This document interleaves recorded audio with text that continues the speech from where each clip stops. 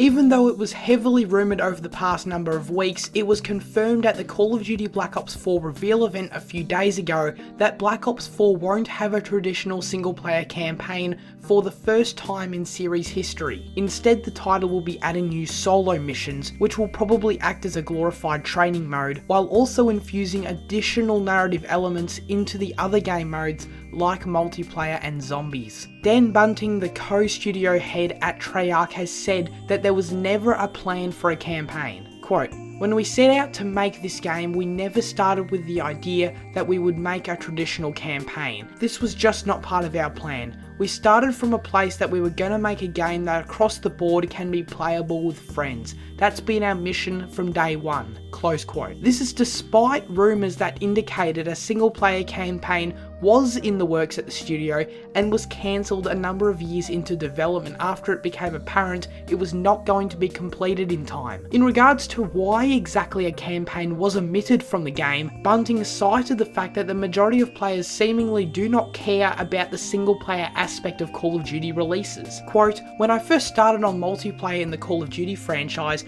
10% of our population was playing competitive multiplayer. Fast forward to 2015 or 2016, you're looking at 90% of our players are playing multiplayer. If you look at it from that lens and trying to deliver more for your player and how you're playing the game, it's a pretty easy decision." Close quote. So should the fact that such a huge franchise in Call of Duty, a series that truly embodies what a AAA game is, has ditched the single player aspect of the game concern us for the future of the industry? Well, this should absolutely worry you if you want to see a future where a story campaign is always included with new entries in blockbuster shooter franchises such as Call of Duty and Battlefield that are released by the biggest publishers in the industry. Over the past 3 to 4 years, it has slowly become more and more acceptable for a publisher to release a multiplayer focused shooter that lacks a campaign in any form, at full price. The trend began with the likes of Star Wars Battlefront and Rainbow Six Siege in 2015,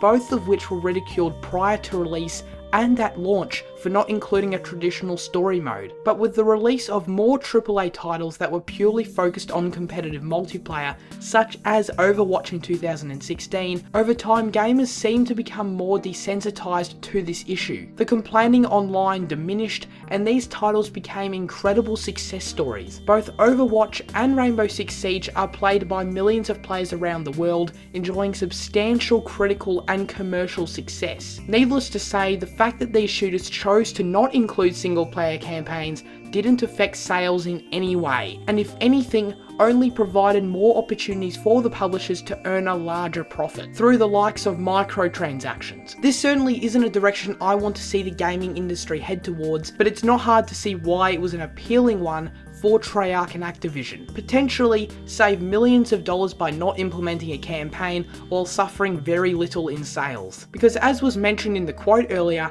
less and less players are even touching the campaign, which saddens me greatly because I think we are going to see this trend continue, and eventually the majority of these games will not include any single player in the future. I personally haven't played or cared about a Call of Duty game in a few years now, so this news honestly doesn't really affect me, but if you were in the unfortunately small portion of players who plays Call of Duty for the campaign every year, then I'm sorry to say that I highly doubt any titles in the series' near future will include a single player at all in any way, shape or form. And this news will undoubtedly matter to you and disappoint you. However, I do think it's safe to say that stellar single player and story oriented experiences, including those in the first person shooter genre, aren't going anywhere. Just look at experiences like Doom or Wolfenstein 2 from Bethesda. You just may begin to see a lot less of them from the likes of Activision, Ubisoft and EA, which is a great shame. In reality, unless it begins to impact sales and revenue, I'm afraid that this is what the future of multi-platform AAA shooters looks like. This has been SirCazz, farewell.